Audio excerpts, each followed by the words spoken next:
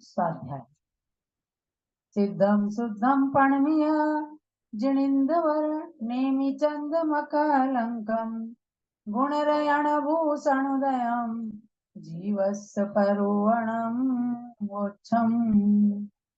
जीव द्रव्य की 20 प्ररूपणाओं में अंतिम प्ररूपणा उपयोग अधिकार के रूप में प्रारंभ हो रही है। उपयोग में आपने जाना साकारोपयोग और अनाकारोपयोग, यानी ज्ञानोपयोग साकारोपयोग है, अनाकारोपयोग दर्शनोपयोग है। संसारी जीवों के पहले दर्शनोपयोग होता है, पुनः ज्ञानोपयोग होता है, और केवली भगवान के दोनों ही उपयोग एक साथ होते हैं। देखना और जानना एक साथ दोनों उपयोगों का काम होता है।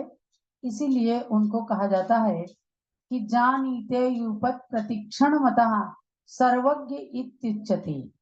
सर्वज्ञ की परिभाषा यही है, सर्वं जानाति इति सर्वज्ञः।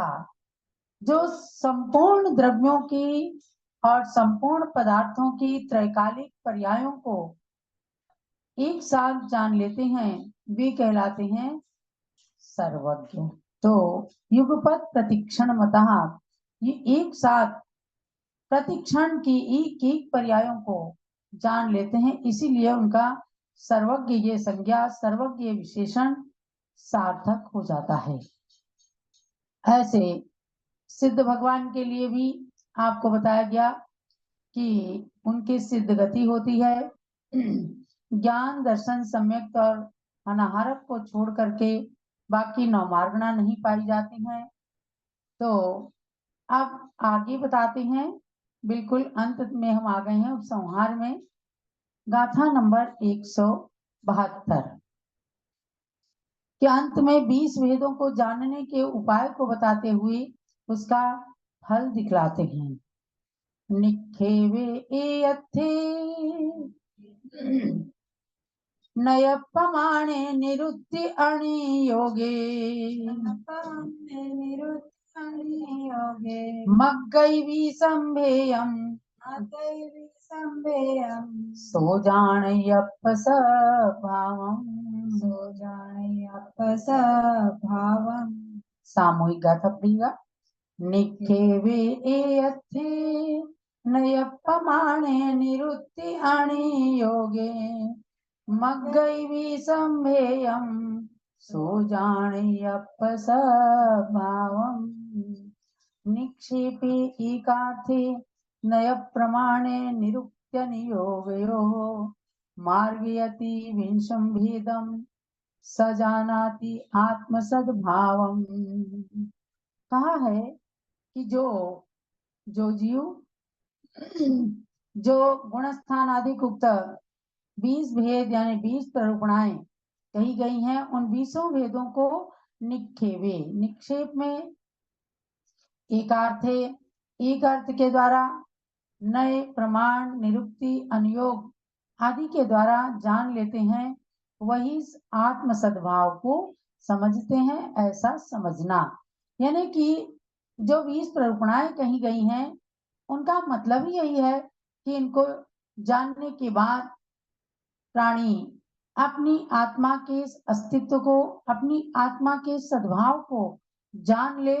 तो इनके बारे में कहा कि निक्षेप, एकार्थ, नय, प्रमाण, निरुक्ति और अनुयोग, इनके द्वारा जो 20 प्ररूपणाओं को जान लेता है, तो वो समझो कि आत्मा को जान गया। देखो, इसी भाव को लेकर के गोमठ सार जीव कांड ग्रंथ की रचना की। केवल मात्र हम किसी चीज को जान लें, ये पुस्तक है, इससे कल्याण नहीं होता। जिस चीज को हमने जाना है, उसके सार को समझें और उसके रहस्य को जानकर उसे कैसे आत्मसात किया जाता है, ये जब अंदर तक बात उतर जाती है, तब उसको पढ़ने की सार्थकता होती है। इसलिए सार्थकता को बतलाने के लिए आचार्य श्री नेमिचंद्र सिद्धांत चक्रवर्ती ने कहा कि अब निक्षेप क्या है, यानी जिनके द्वारा इन 20 प्ररूपणाओं को जाना जाता है, तो निक्षेप की बात कहें, निक्षेपे, निक्षेप के द्वारा जानते हैं तो निक्षेप है कि जिनके द्वारा पदार्थों का सम्यक प्रकार से समीचीन ज्ञान होता है, ऐसे उपाय को कहते हैं निक्षेप। और निक्षेप के 4 भेद होते हैं। तत्वार्थ सूत्र में भी पढ़ाते हैं। नाम स्थापना, द्रव्य भाव तस्तन्यासः। सम्यक दर्शन के प्रकरण में भी इनको कहा कि नाम स्थापना, द्रव्य और भाव, इनके द्वारा जीवादिक पदार्थों का, रत्नत्रय का व्यवहार किया जाता है, समीचीन जानकारी की जाती है। इसलिए नाम स्थापना, द्रव्य और भाव, ये 4 निक्षेप के भेद बताए हैं। तो कह रहे हैं जैसे किसी अर्थ विशेष की अपेक्षा ना करके किसी जीव की ये जीव संज्ञा रख दी गई। नाम किसी को कह देते हैं आत्मा या जीव, तो जीव शब्द, ये जो संज्ञा बता दी, ये जीव संज्ञा रख दी, तो वो जीव का नाम निक्षेप हो गया। यानी जिसके अंदर जीवत्व तो है, प्रत्येक प्राणी जीव है, लेकिन किसी का नाम रख दिया, कोई भी नाम रख दिया, महावीर नाम रख दिया, चाहे उसके अंदर गुण है कि नहीं, उसको पहचानने के लिए, उसका व्यवहार करने के लिए प्रत्येक प्राणी का जो बालक बालिका के रूप में घर में जन्म लेते हैं, उनका कोई ना कोई नाम निर्धारित कर दिया जाता है। और जब उस नाम से उसको पुकारा जाता है तो तुरंत उसकी ओर वो आकर्षित होता है। यानी अपने नाम को पुकारे जाने पर वो बच्चा जान जाता है कि मुझे बुला रही है, जो भी नाम उसका निर्धारित किया जाता है। ऐसे किसी का जीव, ये नाम रख दिया गया, ये हो गया नाम निक्षेप। आप कहते हैं किसी लकड़ी की चित्र या मूर्ति में या किसी मिट्टी की मूर्ति में, ये वही ये संकल्प रूप से स्थापना कर दी। चंदा प्रभु की मूर्ति है, ये क्षेत्रपाल बाबा हैं, ये महावीर भगवान की मूर्ति है, तो ये स्थापना निक्षेप हो गया। यानी आगे आगे बढ़ करके उन चीजों का व्यवहार या ज्ञान प्राप्त किया जाता है, तो ये स्थापना निक्षेप हुआ। और स्थापना निक्षेप में, स्थापना के अंदर स्थाप्यमान पदार्थ की तरह ही उसका आदर अनुग्रह होता है। तो भविष्यत या भूत को वर्तमान कहना, ये द्रव्य निक्षेप। देखो स्थापना निक्षेप, अगर आदिनाथ भगवान की मूर्ति कह दी, यानी कि फिर उनके सामने हाथ जोड़ करके खड़े होना, उनके दर्शन करना, साक्षात भगवान आदिनाथ या ऋषभदेव हैं, ऐसा मन के अंदर विनय भाव प्रकट हो जाना, ये तो हो गया स्थापना निक्षेप। अब द्रव्य निक्षेप में कहा जैसे कि कोई मनुष्य मर करके देव होने वाला है, या देव मर करके मनुष्य होने वाला है, तो उसको मनुष्य कह देना, या देव पर्याय में मनुष्य कह देना, या फिर उस विषय का वहां पर निक्षेप कर देना, ये भाव निक्षेप है। कि अब भाई आप तो बिल्कुल भगवान, मतलब कोई दीक्षार्थी है तो उसको कह देंगे आप तो है, यानी कि उस भाव को, उस श्रद्धा से उनको देखना, तो ये हो जाता है भाव निक्षेप। अब इसके बाद में आया एकार्थ। एकार्थ का मतलब है प्राणभूत असाधारण लक्षण को एकार्थ कहते हैं। जैसे जीव का लक्षण जब जीव में दिखता है कि 10 प्राणों से जीता था, जी रहा है, जिएगा, तो उसको जीव कह देते हैं कि उसका लक्षण दिख रहा है। किसी चौकी को जीव नहीं कहते, उसके अंदर पुद्गल के गुण है तो उसे पुद्गल कहते हैं। तो यही उस जीव का या पुद्गल का एकार्थ है, एक ही अर्थ जिसके अंदर समाविष्ट है। जीव है तो है, वह जो है पुद्गल नहीं हो सकता। इसलिए जीव को जीव रूप से जानना या देखना, यही जीव का एक अर्थ है। अथवा एक ही अर्थ के वाचक भिन्न भिन्न शब्दों को भी एकार्थ कह देते हैं। जैसे कि प्राणी, भूत, जीव और सत्व, ये शब्द भिन्न भिन्न अर्थों की अपेक्षा रखते हुए भी एक जीव के आत्मा, जीव, प्राणी, चेतना, चैतन्य, ये सब चीजें एकार्थवाचक हैं। तो एकार्थवाचक का मतलब है एक ही अर्थ के, एक ही शब्द के अनेक शब्द होते हैं, सिनोनिम वर्ड्स, यानी पर्यायवाची शब्द, उनको एक ही अर्थ के वाचक होने के कारण उसी शब्द से कहते हैं। तो ये एक अर्थ के वाचक होते हैं। और नय को कहा है वस्तु के अंश मात्र ग्रहण करने को नय कहते हैं। जैसे जीव शब्द के द्वारा आत्मा की जीवत्व शक्ति को कहना, एक शक्ति के द्वारा समस्त वस्तु के ग्रहण को प्रमाण कह देते हैं। तो नय और प्रमाण, इन दोनों के प्रमाण नय अधिगमा, आप पढ़ते हैं सूत्र को, प्रमाण और नयों के द्वारा ज्ञान होता है, वस्तु का ज्ञान होता है। तो एक अंश का ज्ञान करना नय है और संपूर्ण पदार्थ का ज्ञान हो जाना ये प्रमाण है। तो इस प्रकार से प्रमाण को कहा। जैसे जीव शब्द के द्वारा संपूर्ण आत्मा का ग्रहण हो जाना, चाहे वो जीव शब्द कहा, चाहे वो संसारी जीव है, चाहे मुक्त जीव है, सबका ग्रहण हो जाना, चारों गतियों के जीव को ग्रहण कर लेना, ये प्रमाण है। जिस धातु और प्रत्यय के द्वारा जिस अर्थ में जो शब्द निष्पन्न हुआ बना, उसको उसी प्रकार से देखने को निरुक्ति कहते हैं। जीवित, जीवती, जीविष्यति, अजीवत्वा, सो जीवा, किसी किसी शब्द का निरुक्ति अर्थ कह देते हैं। गच्छति थी गौ, तो जो चलती है उसे गाय, ऐसे मतलब कह देते हैं। तो जीव को का निरुक्ति अर्थ बताया कि जो जी रहा था, जी रहा है और जिएगा आगे भी, तो ये निरुक्ति अर्थ उसका बता दिया।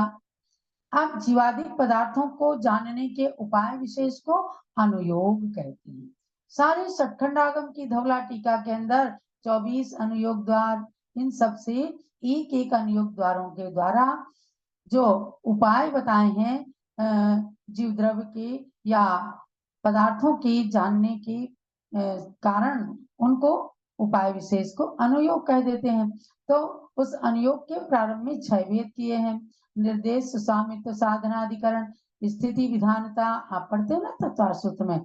इस प्रकार से इनके द्वारा जो 20 प्ररूपणाएं हैं, उनको जो जान लेता है तो स आत्म सद्भावम जानाति, वह समझो अपने आत्मा के संपूर्ण स्वरूप को जान गया, माने आत्म स्वरूप में लीन होने की पद्धति को जान गया कि अशुद्ध जीव है संसार के अंदर, और जब मुक्त हो जाता है तो कर्म और नो कर्म के संपूर्ण संयोग से उसका संबंध छूट जाता है, यानी शुद्धात्म तत्व को अच्छी तरह से जान लेता है। ये बात बताई है। अब अंतिम श्लोक है, अजज्ज सेण गुणगण समूह संधारी अजिय सेण गुरु, समूह संधारी अजिय सेण गुरु, भुवन गुरु जस गुरु, भुवन गुरु जस गुरु, सोराओ गोमतो जयतु, सोराओ गोमतो जयतु। सामूहिक अंतिम उपसंहार की गाथा को पढ़िएगा। अजज्ज सेण गुणगण समूह संधारी अजिय सेण गुरु, भुवन गुरु जस गुरु, सोराओ गोमतो जयतु। देखो गुरु शिष्य का कितना बड़ा वात्सल्य, यानी जब शिष्य ने गुरु को अपना सर्वस्व समर्पित कर दिया, तो गुरु भी अपने शिष्य को किस प्रकार से बढ़ाते हैं और किस प्रकार से आशीर्वाद देते हुए हमेशा उसकी समृद्धि वृद्धि की मंगल कामना करते हैं। आचार्य नेमीचंद सिद्धांत चक्रवर्ती इस ग्रंथ के रचयिता हैं, लेकिन उन्होंने गोमट नाम के शिष्य, चामुंड राय नाम के शिष्य को लक्ष्य करके जिस ग्रंथ को बनाया, उन्होंने कितना ईमानदारी का और अपनी उदारता का परिचय दिया। उन्होंने कहा अजज्ज सेण गुणगण, श्री आर्य सेन गुरुवर जो थे, आचार्य देव थे, उनके अनेक गुण गण समूह संधारी, उनके गुणों को जिन्होंने अपने अंदर अवतीर्ण किया, धारण किया, ऐसे अजित सेन नाम के गुरु हुए। माने आर्य सेन गुरु महान गुणों के निधान थे। उनके गुणों के खजाने को लेकर के जिन्होंने अपने अंदर अनेक गुणों को धारण किया, ऐसे अजित सेन गुरु, जो भुवन गुरु माने कि तीनों लोकों के गुरु, यानी दिगंबर गुरु तीनों लोकों के गुरु होते हैं। ये 28 मूल गुण, 36 मूल गुण आदि ये किसी की बपौती नहीं होते, ये जिन मुद्रा को धारण करने वाले प्रत्येक निर्ग्रंथ दिगंबर गुरु के अंदर सार्थक होते हैं। इसलिए कितना सुंदर शब्द दिया है, भुवन गुरु, यानी वे अजित सेन नाम के गुरुदेव तीनों लोकों के गुरु थे। ऐसे अजित सेन आचार्य जिनके गुरु हैं, ऐसे चामुंड राय जिनका नाम गोमट पड़ा, और उनने जो भगवान बाहुबली की प्रतिमा बनाई, इसलिए उनका नाम गोमटेश्वर। बाहुबली भगवान को क्या कहते हैं? गोमटेश्वर, माने गोमट के ईश्वर। यानी ज्ञानमती माता ने अगर भगवान ऋषभदेव की प्रतिमा बनाई तो ज्ञानमती माता के ईश्वर हो गए, ज्ञानमती माता के फेवरेट भगवान हो गए। ऐसे ही ये चामुंड राय के फेवरेट भगवान कौन थे? बाहुबली भगवान। उन्होंने अपनी माता की भक्ति में प्रेरित होकर मातृ भक्ति का उदाहरण दिया था। उनका नाम था गोमट। उनकी माता के नाम से भगवान प्रसिद्ध नहीं हुए, बल्कि उनके खुद के नाम से गोमटेश्वर बाहुबली भगवान प्रसिद्ध हो गए। ऐसे उन गोमट, जिनका पहला नाम चामुंड राय था, जिनका दूसरा नाम गोमट था, ऐसे गोमट शिष्य के आग्रह पर, शिष्य की भावना को लेकर के उन्होंने कहा था, सठ खंडागम ग्रंथ का अर्थ भगवान हम कैसे समझेंगे? तो उनकी भावना समझ करके, उनकी धारणा शक्ति और उनकी ज्ञान की जिज्ञासा को देखते हुए नेमीचंद सिद्धांत चक्रवर्ती ने गोमट साठ जीवकांड की रचना की, और अंत में उस गोमट राजा को अपने शिष्य के रूप में या अपने भक्त के रूप में स्वीकार करके इस ग्रंथ के अंत में उनको आशीर्वाद देते हैं। माने सो राओ गोमटो जयतु, ऐसे राजा गोमट राय जयशील होवे। जयशील होवे माने वे अपने नाम को सार्थक करें और हमेशा ज्ञान के द्वारा अपनी आत्मा को विजयशील बनाते रहें। ये गुरुदेव का उनके प्रति महान आदर भाव, वात्सल्य भाव रहा है, क्योंकि वे उनसे, गोमट से या चामुंड राय से प्रभावित नहीं थे, बल्कि उन्होंने गुण को लिया कि इसके निमित्त से मैंने जीव कांड नाम के ग्रंथ को रचा, मेरा ध्यान शुभोपयोग में आया, मैंने ज्ञान अभीक्ष्ण ज्ञानोपयोग रूप अपने ज्ञान को बनाया। तो अंत में उन गोमट नाम के राजा को, चामुंड राय को आशीर्वाद देते हुए कहते हैं, सो राव गोमटो जयतु, ऐसे गोमट चामुंड राय राजा जयवंत रहे। इस प्रकार से इस गोमट सार ग्रंथ का स्वाध्याय परिपूर्ण होता है। इति गोमट सारस्य जीव कांडम समाप्तम, यानी बहुत बड़ा गोमट सार जीव कांड है, 750 लगभग गाथाएं उसके अंदर, लेकिन उनमें से सभी साधारण शिष्यों को समझाने के लिए, उसका सार बताने के लिए पूज्य गण्य ज्ञानमती माता ने हम सब पर उपकार किया, और उसमें से 173 गाथाएं बिल्कुल खास गाथाएं छांट करके और गोमट सार जीवकांड सार नाम के ग्रंथ को दिया। इसका स्वाध्याय हमने आपको कराया, 3 बार आपने पेपर दिया है, परीक्षा दी है। चौथी परीक्षा आपकी 8 तारीख को, 8 जून को है। तो ये गोमट सार स्वाध्याय आप सबके लिए खूब ज्ञान की वृद्धि का कारण बने, और अगर इसमें किसी प्रकार की कोई त्रुटि रह गई हो तो आचार्य नेमीचंद सिद्धांत चक्रवर्ती, साद्वादमयी सरस्वती माता से और अपनी गुरु माता गण्य ज्ञानमती माता से क्षमा प्रार्थी हूँ, और ये स्वाध्याय हमारे आपके सबके जीवन में खूब ज्ञान की वृद्धि का कारण बने, यही मंगल प्रार्थना है पूज्य माता जी से। जावाणी के ज्ञान ते सूजे लोकालोक, सोवाणी मस्तक चढ़ो सदा देतों दो, हे जिनवाणी भारती तोई जपूं दिन रैन, जो तेरी शरणा गए सो पावे सुख चैन, ज्ञानमती को नित नमो, ज्ञान कली खिल जाए, ज्ञान ज्योति की चमक में जीवन मम मिल जाए। जलो दात सांग मई जिनवाणी